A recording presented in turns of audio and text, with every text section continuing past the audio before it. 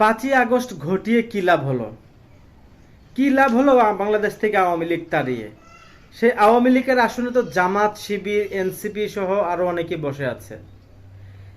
আমজনতার যে দলটি, তারেক রহমান ভাই সেটা সাধারণ সম্পাদক।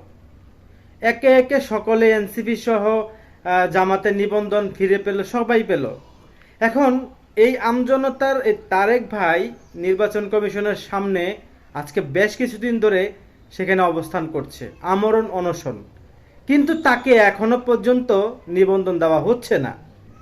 এতে বোঝা যাচ্ছে যে নির্বাচন কমিশন থেকে শুরু করে বিভিন্ন প্রশাসনের সেক্টরে জামাত, শিবির, এনসিপি সহ অসংখ্য মানুষ সেখানে বসে আছে, যার ফলে এনসিপি, জামাত, শিবির সহযোগিতা করবে তো দূরের কথা, উল্টা ষড়যন্ত্র করছে যাতে তারেক রহমান যাতে নিবন্ধন না পায়। তারা নিবন্ধন পেয়েছে, বাট অন্য কেউ পাবে না। এটা একটা কেমন বিষয় না? তাহলে 5ই আগস্টে এই তারেক রহমান আমজনতার যে আছে, 5ই আগস্টের আগে স্বৈরাচার আন্দোলনে ছিল আপনার গণঅভ্যুত্থানের প্রত্যেকটা জায়গার মধ্যে প্রথম সারির এই ছেলেটি ছিল। তাকে নিয়ে কেন বৈষম্য তৈরি করছে? বৈষম্য বিরোধী আন্দোলন করলো, সেই বৈষম্যের শিকার এখন আমজনতার তারেক ভাই। বাহ বাংলাদেশ, বাহ! 5ই আগস্ট ঘটিয়ে এখন নতুন আরেকটা 5ই আগস্টের ঘটনা ঘটবে মনে হচ্ছে বাংলাদেশে। কারণ এভাবে যদি চলতে থাকে, মত প্রকাশ যদি করতে না পারে, মত প্রকাশ করার পরে এই তারেক রহমান, আমি এটা বলে রাখি কেন মত প্রকাশের কথা বলছি, কারণ এনসিপির অনেক লোকেরা ভুল চাঁদাবাজি এটা সেটা করেছে, সেটার বিরুদ্ধে তারেক রহমান কথা বলছে।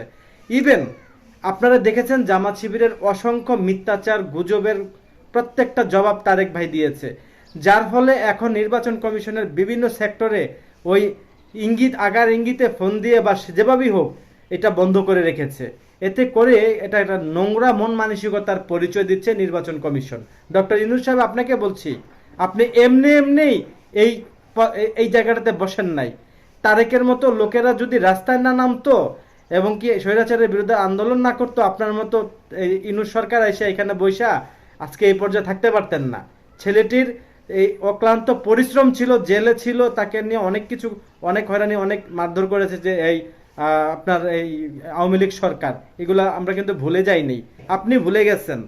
আপনি কি এমন কি হয়ে যাবে আমজনতার এই ছেলেটির রেজিস্ট্রেশন দিলে?